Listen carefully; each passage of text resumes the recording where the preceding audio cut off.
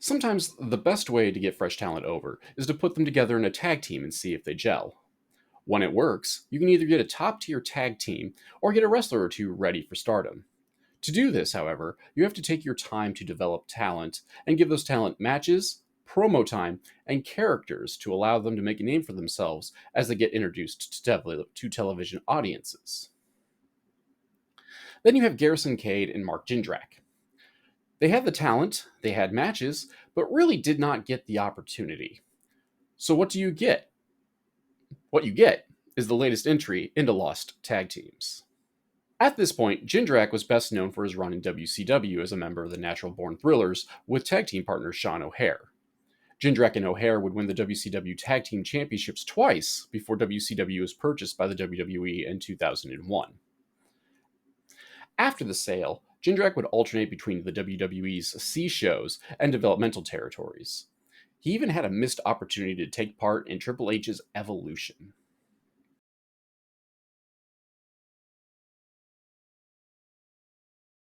Garrison Cade was formerly Lance Cade, a graduate of the Shawn Michaels Texas Wrestling Academy.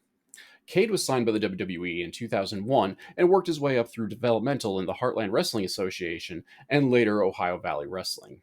In OVW, Cade would join Bolin Services, which would eventually include Mark Jindrak. After briefly teaming in OVW, Cade would debut on the Raw brand in June 2003 as Garrison Cade, as it is against the law to have two Lances on one show, especially if you are going to have a mini feud with your namesake. However, it did give us this classic gem.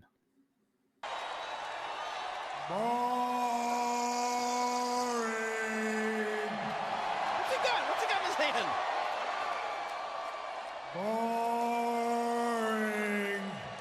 That little gem would help make wrestling fans even more unbearable for years to come. Jindrak would re-debut the next month in a loss to Chris Jericho. Soon, Cade and Jindrak would be paired on the main roster in a debut against the Raw Tag Team Champions La Resistance. Of course, the brand new tag team beat the champions in their debut. Obviously, this was a non-title match because only a fool would put a title on the line against a debuting talent. Crash Holly! Despite this promising start, Cade and Jindrak would lose the rematch against La Resistance. From there, Jindrak and Cade would enter a feud with Evolution while squashing enhancement talent on Sunday Night Heat. Despite becoming a mixture on the mid card, proper success eluded the tandem until they turned heel in December of 2003. And of course, by success, I mean they actually received tag team title shots. Half joking, the duo also regularly got television wins over named talent, primarily on Sunday Night Heat. Curse you, monkey's paw! However, despite getting wins over such tag team luminaries as Lance Storm, his enormous member, and Val Venus, and the team of the Hurricane and Rosie, tag team gold eluded the duo. Jindrak and Cade got title shots on pay-per-view twice during their run, both coming up short in multi-team matches. The last time was at WrestleMania 20, which was a fatal four-way won by RVD and Booker T.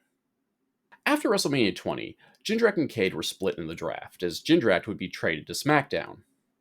Cade, however, remained on Raw, where he was paired with Jonathan Coachman before returning to OVW, where he would eventually be paired with Trevor Murdoch and ascend to higher tag team heights. Jindrak would become the reflection of perfection and align himself with Kurt Angle before being released the next year. So, Jindrak and Cade were two blue chip prospects who, over the course of 8 months, amassed themselves a respectable win loss record, battling top teams in the tag division, a tag division that could be argued to be at one of its weakest points. So, what happened? Allow me to speculate wildly. Despite being positioned as top stars of the future, Cade and Jindrak tended to be bland and flavorless, as I would say the wall behind me, but I switched things around and now I have bookcases. So bland is my ceiling, perhaps? Bland is Mike Canales? Something of the like. Of course, this was a time that could be described as the Clone Wars in Ohio Valley Wrestling, where despite having legit talent, Every superstar was 6 foot 4 inches, wearing trunks with modified tribal tattoos on them, wrestling in nearly the exact same style. This makes them almost completely interchangeable from any other person in developmental. Jindrak was never quite known for his personality at this time, and Cade really only started coming out of his shell once he was paired with Trevor Murdoch.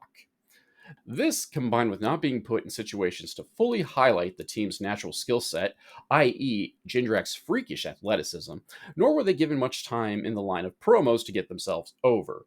It also did not help that most of the 4 team tag team title cycle was filled with future Hall of Famers such as Evolution and the Dudley Boys. Put that all together, and what do you get? A tag team lost to the ages. Kinda. They did get a spot in WrestleMania 20 for the Xbox, so there's that anyway. So, if you enjoyed this all too brief look at a lost tag team, be sure to like, subscribe, and hit the notification button. I also have a weekly podcast called MLW Confusion that drops every Friday on most podcasting hosting platforms. If you'd like to monetarily support or even recommend a tag team or two, check out the MLW Confusion Patreon to get your voice heard or just to help support a small content creator. Or if you'd much rather, I have merchandise available at the links below. With those links and links to my various social medias will all be down at the bottom as well. So, in the meanwhile, thank you all for watching, and I'll see you all whenever I release the next video.